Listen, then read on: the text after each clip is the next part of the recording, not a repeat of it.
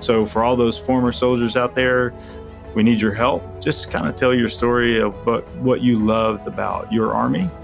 It's just by telling our stories in person to those people that have never talked to anyone that's been in the military. Welcome to AUSA's Army Matters podcast, focusing on what's important to the total Army community. We bring vital Army conversations and interviews on issues relevant to soldiers, military families, and all of you amazing Army supporters. Rotating each week, our show includes Soldier Today, Leading Great Teams, Family Voices, and Thought Leaders. Let's tune into the show. Hello, everyone. I'm Sergeant Major of the Army, retired Dan Dailey, and welcome to this episode of Soldier Today. Well, it's that time of year again, the event that many soldiers look forward to throughout the year. Yep, the 2022 AUSA annual meeting is just around the corner. The Association of United States Army's annual meeting will kick off on Monday, 10 October in downtown Washington, D.C. We look forward to seeing everyone in person again this year and helping the Army and its leaders showcase Building the Army of 2030, this year's annual meeting theme. One of the busiest guys during the annual meeting has joined us in the studio. He is here to give us a sneak preview of some of the things you should be on the lookout for during this year's annual meeting. With me today is the 16th Sergeant Major of the Army, SMA Michael Grinston. SMA, welcome back to the Soldier Today podcast studio. You're always one of our most popular guests, and I'm excited to chat with you again today. Dan, thanks for having me, and I'm really excited about this year's annual meeting.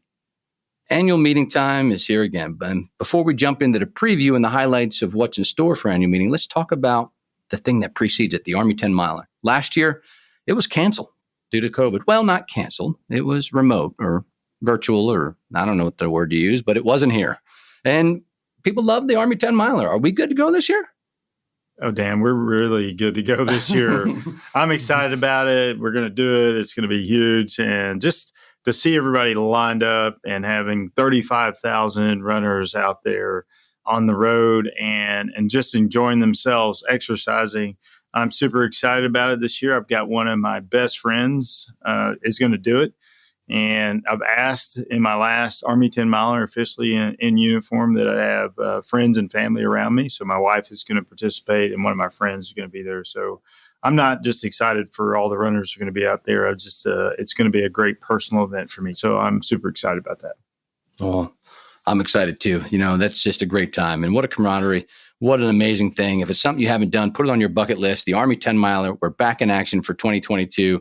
We're going to be right there at the Pentagon on 9 October, real early in the morning. So you got to get up early if you want to run 10 miles with the Army. Sergeant Major, thanks. Anyone that has been to AUSA's annual meeting in the past will attest that there are plenty of things to see and do over the course of just 3 days, and so many events to choose from. However, my favorite event is the SMA's annual Awards and Recognition Luncheon. SMA, what's in store for this year's luncheon? Well, it's super exciting because this year, not only are we going to announce the best warrior, the best NCO, the best soldier of the year, we're also, for the first time, we're going to announce an Army best squad. We put a lot of effort into this in the last 3 years, trying to figure out what a squad is and what it isn't.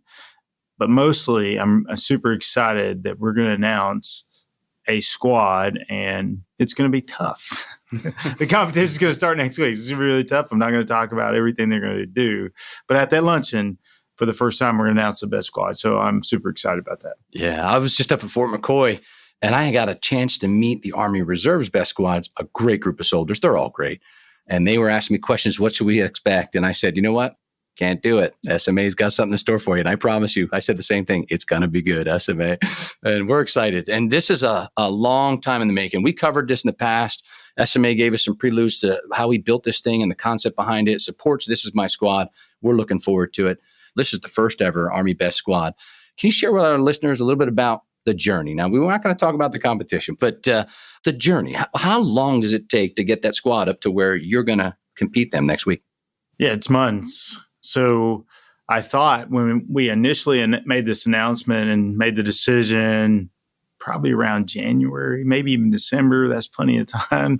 Of course, you know, the Army National Guard said, Sergeant Major, we need more time. So finally said, well, we're still going to do it. So it takes a lot of time. You know, you go from battalion to brigade to division to corps to force comm or USER pack or USER. So this is about a year-long journey for a squad to get through all the gates to get to the Army competition. And I'm really proud of them to get to this level. So again, it's going to be super exciting to announce the best squad. Yep. And if you're a follower of the SMA's Twitter page like I am, SMA tweeted a little piece of what was going on in the TRADOC competition, a young female artillery soldier doing the slide for life and floor bending, displaying how she entered the water. Probably not the appropriate way, but she quoted, it was the artillery way. So if you're not on SMA's Twitter, you should check him out. He's got some good stuff on there all the time. SMA, along with recognizing and showcasing our top enlisted soldiers in the Army, during your awards and recognition luncheon, you also do something else that to me is very special. Can you share with our listeners what that is and what it stands for? Every year we announce the Sergeant Major of the Army, the Honorary Sergeant Major of the Army. And this is a great event. And I'm not going to tell you who it's going to be this year. You know, we did Denzel Washington last year and really excited about that. And this year's, recipient is going to be equally exciting. So it's really a chance just to honor those that have given lifelong service to the enlisted corps. I look forward to the entire luncheon. It's not just that. It's the singing of the songs, the division songs. It's the announcement of the best squad. It's the awarding of the Honorary SMA. So all these things wrapped up in one lunch it's the highlight of the AUSA, if you want to ask me. I know the chief would disagree with, the marshal dinner or his comments or secretaries. It's not about that. It's about the luncheon, the NCO luncheon. So we really look forward to that and looking forward to announce the Honorary SMA. Well, you're going to have to go to luncheon to figure out who that is. But I can tell you the people who have received that honor before, all well-deserving and some big names. So that's a tough honor to earn right there. All right, SMA, let's jump to Tuesday's events. Looking at the annual meeting agenda on day 2, you'll be hosting the SMA's Professional Development Forum. Can you give our listeners a sneak preview of what they may hear during that session? Dan, absolutely. This one is going to be this year's training the Army of 2030. And I say that deliberately as training. When I look at what the NCOs are responsible for, small individual units and small crew training, this is important for our Army to make sure we get this right. As we roll out FM 7.0, this is training the force. That's the manual. And that's the new manual. And I think all the NCOs need to read this and they need to know about it. So I'm really excited about this forum, which will host some of the senior sergeant majors in the Army to talk about training of the Army for 2030. Well, that's another good event to stay tuned for. We're going to take a short break, but stay tuned to hear more from the SMA about this year's annual meeting, along with a discussion about some really important topics going on in the Army today. Have you purchased your AUSA swag yet? Be proud to show your support for AUSA, which in turn shows your support for the U.S. Army and our soldiers. Check out all AUSA swag at shop.ausa.org. We're back with SMA Grinston talking about AUSA's annual meeting and a few other subjects. SMA, finally on Wednesday of the meeting is your annual initiative brief. This is also one of the big highlights for me, which has been one of the most watched events over the past 2 years in the annual meeting out of all the events. And yet, you heard me say all the events. Any preview on what you've got stored for the Army in 2023? Well, I wish, Dan, I'd give you a little sneak preview, but I want to keep it as a teaser. We've got a lot of things to talk about. We've got maybe a little information on the body composition program. We're going to talk about what we're looking forward to for the next year in the basic leader course, and just a ton of initiatives, the My Squad app. You just don't have enough time to preview it, and I'm just giving you the topics now. So you're really going to have to tune in to the AUSA. We're going to lay out what some of the things that we completed, and then talk about some of the things I just mentioned and where we're going for the future in the next year.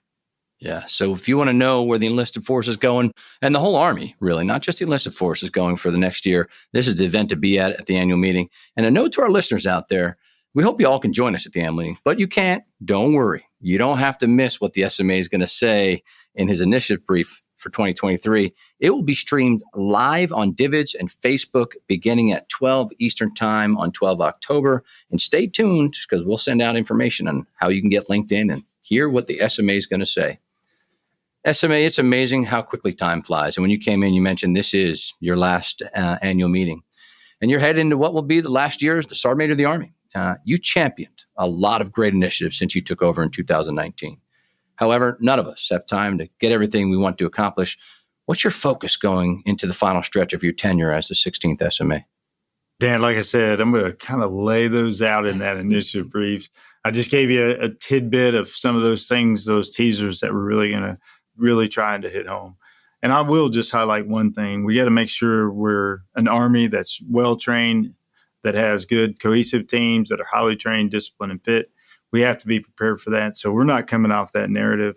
And most of the things that we've done are still going to focus in on that. But ultimately, I do have one request. I really would like to keep pushing on those harmful behaviors that we need to get to zero. We've made some great strides with getting our suicide numbers lower.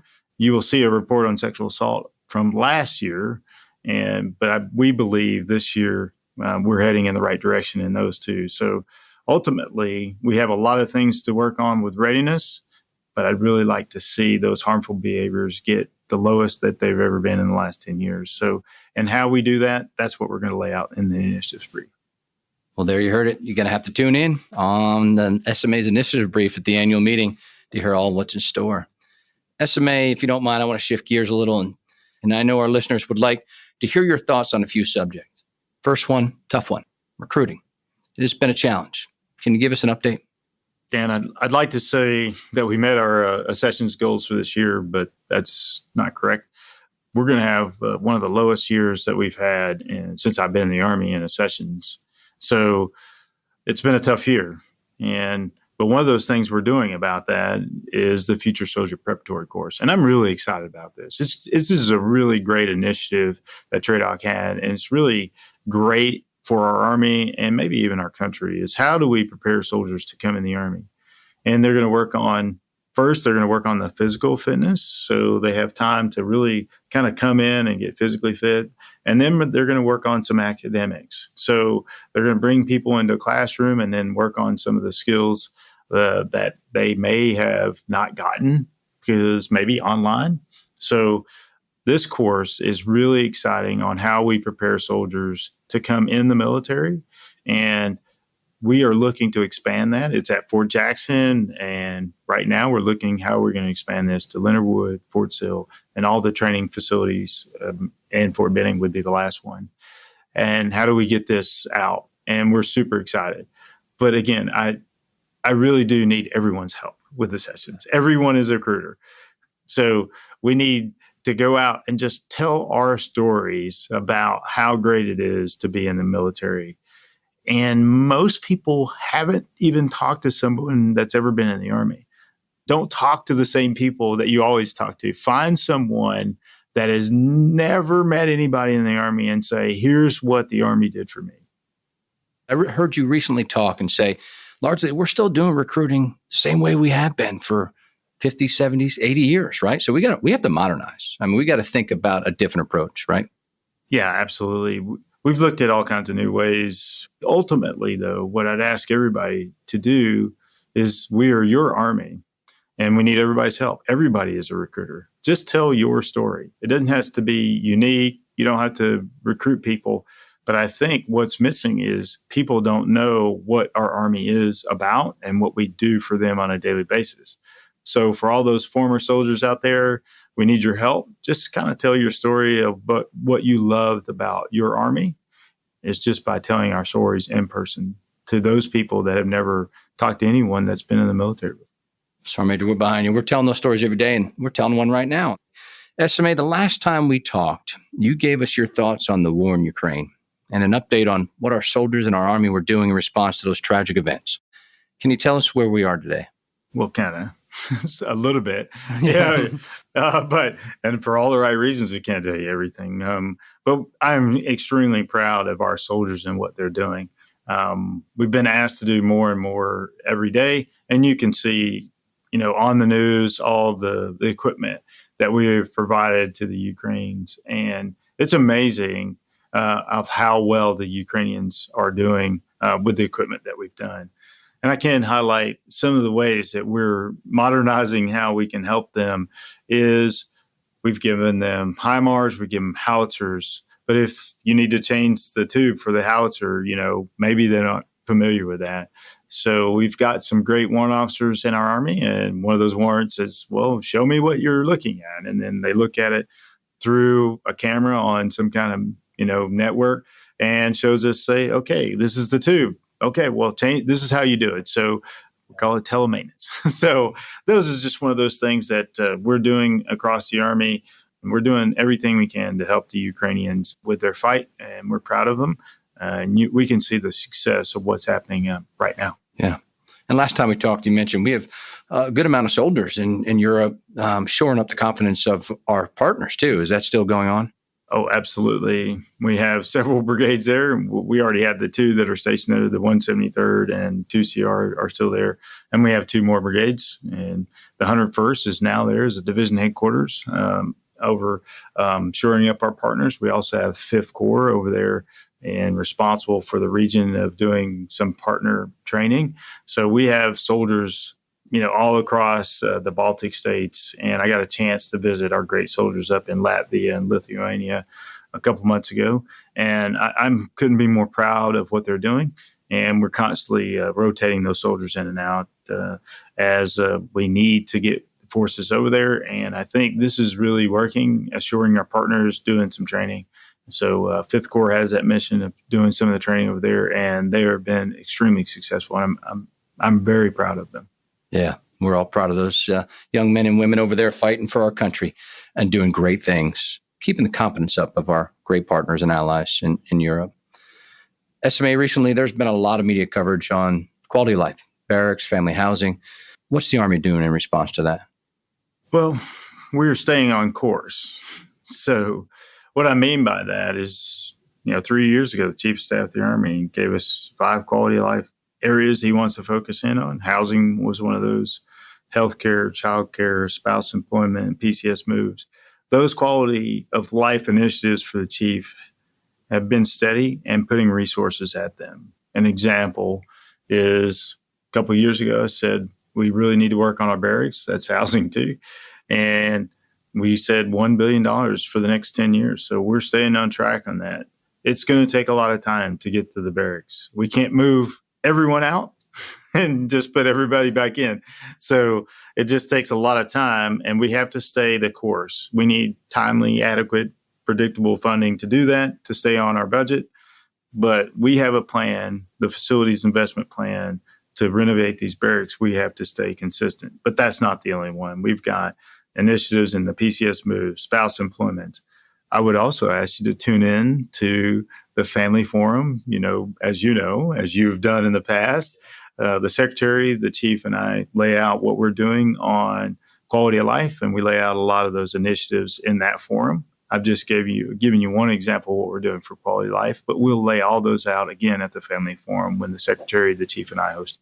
Yep. And the SMA is referring to the Family Forum number 3 on day 2 in the afternoon. I'll tell you that is it's a standing room only place, and you get to ask questions directly to the Sergeant Major of the Army, the Chief of Staff, and the Secretary of the Army, and they give you answers right there in front of the crowd. So stay tuned for that one as well. SMA, on that same subject, just today, the Secretary of Defense, Lloyd Austin, announced immediate and long-term actions to help strengthen the economic security and stability of service members and their families. Can you share with our listeners what this is all about? This is really good. We did do a very small meeting with the Secretary of Defense yesterday. We had all the senior enlisted advisors for all the services, Army, Navy, Air Force, Marine, Coast Guard, and Space Force. So we're all in there. So number one, it talks about securing affordable basic needs. And so there's going to be an automatic increase of the basic allowance for housing for active duty soldiers in areas where we find a shortage. And I do want to say that it's an automatic increase. What we did last year was you could request this increase if you're in a certain area. So you could apply for it. Well, we found not everybody applied for it. So this year, it's going to be an automatic increase. On 1 January 2023, we're going to start the basic needs allowance. And that will provide more money for those soldiers in need if they need basic allowance. Again, if they qualify and they have a certain threshold, this money will be added to their pay.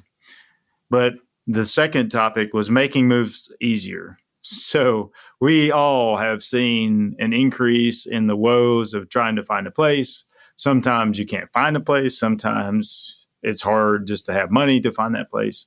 So one of the things that the Secretary of Defense has done was increase the time that you can have temporary lodging. It went from 10 days to 14 days, but you can also allow all the way up to 60 days. Wow. So if you're struggling trying to find a house, there's no rush. You can authorize 60 days of temporary lodging. That helps. There's going to be an increase for the dislocation allowance from E1 to E6. You get more money when you get ready to PCS. And these payments, service members will be paid automatically 1 month prior to their move date. So you're going to get it earlier. You're going to get a little bit more money about a month prior, so that as you start to incur those costs, you're going to get that pay into your pay automatically 1 month ahead of time. So when you start getting the costs, you don't have to go into debt. You can pay those, and you're going to get more money. We're going to strengthen our support to our families. And one of the things I'm excited there is in the child development centers, we want employees to be able to take their children to the child development center. So there's going to be a 50% employee discount for the first child in the child development center. So if you're a child development center worker, we need you to work. So there's going to be a big discount if you have your kids in the CDC. And then lastly is expanding spousal employment.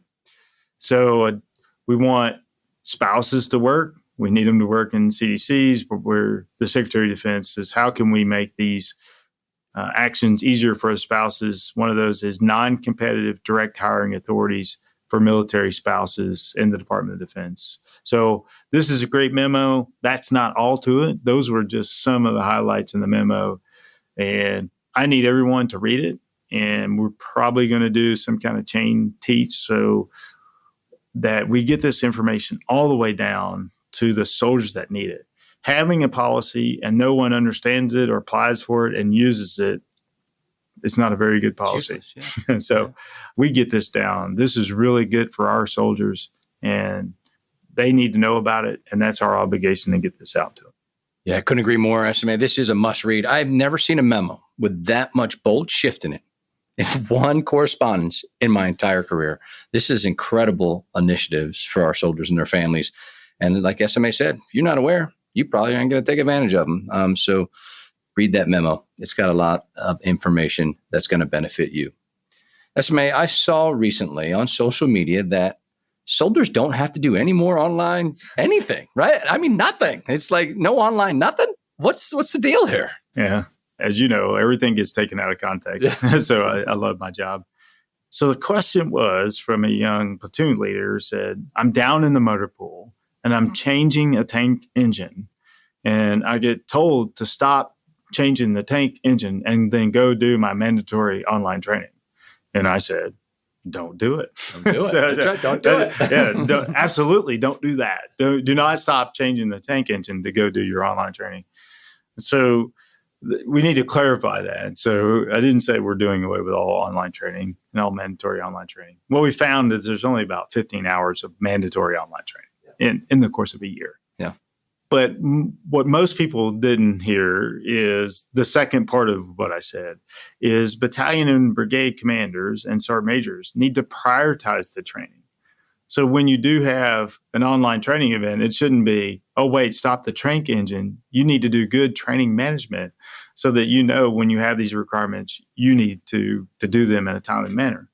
But bottom line, the commanders at all levels need to prioritize training and have a good training management program. So when you have all these requirements to do, if there's too many, then I will stand by my statement. Just don't do it. Don't do it. Yeah. But ultimately, this is a product of training management. We have to do better with our training management, and we prioritize those tasks. So when we do that, I think we're going to be a much better Army. Well, me did a good job of capturing the first part of what you said, SMA. I just want to tell you that. And the soldiers were uber excited about it, but we had to clear that up. Sergeant Major, as always, it's a pleasure to have you on the show, and we could enjoy having you here for hours, but you're busy and you got an Army to run. Do you have any final thoughts you'd like to share with our listeners? Just a couple of things. I'm really excited and been proud to represent the soldiers, not just the enlisted soldiers, but all the soldiers for the last 3 years.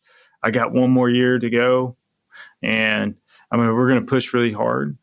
But I also have to transition, and I'm doing my transition. I went to the class. I went to my transition. I'm not going to take my foot off the gas on what we're doing for the Army, but everybody has to transition, and we need to all take time, and we need to allow our soldiers the time that they need to go to transition out of the military. Whether you've been in for 35 years or you've been in for 3 years, those transitions are important, and how we manage those in transitions and how we treat our soldiers as they leave is extremely important, no matter how they leave. So that's my closing thought with really a story. A few days ago, I was called by a soldier who unfortunately was diagnosed, a former soldier who was diagnosed with ALS. This soldier, I was his squad leader or his section chief 30 years ago, basically. And I literally chaptered him out of the Army. But as he got this disease, his boss said he had never stopped talking about me and wanted to talk to me one more time and just to say thank you. So that transition and how you treat people when they transition is super important. And so that's my closing thoughts to everybody that would listen, and every leader, is to say, if you chaptered a soldier out in their last thoughts, and one of the things that they say, would they be willing to call you as a leader because you treated them the right way when they're leaving the military, no matter how they left? And I think that's super important. And even some people say it's not how you start, it's how you finish. So I would say I'm proud to be here. I'm proud to be the Sergeant Major of the Army. Well, wonderful words from our 16th Sergeant Major of the Army, Sergeant Major Grinston. Our time has come to an end to close this edition of Soldier Today. All of us here at the Association of United States Army want to thank SMA Grinston for joining us today, giving us a sneak preview, just a sneak preview of his annual meeting events and answers on some important and tough Army subjects. As Soldiers for Life, I can say from all of us across the country, thank you, SMA, for your incredible service and all you continue to do for our Army and our soldiers. Join us again in the studio for another great podcast. To all our listeners, thanks for joining us. Be sure to subscribe to the Army Matters podcast on iTunes and everywhere podcasts are found. The Army Matters podcast series is brought to you by the Association of the United States Army, the U.S. Army's professional association, member-supported, Army-connected. Visit us at AUSA.org for more information or to become a member. Your membership helps AUSA continue to carry out its mission to educate, inform, and connect with the total Army, our industry partners, and our supporters of a strong national defense.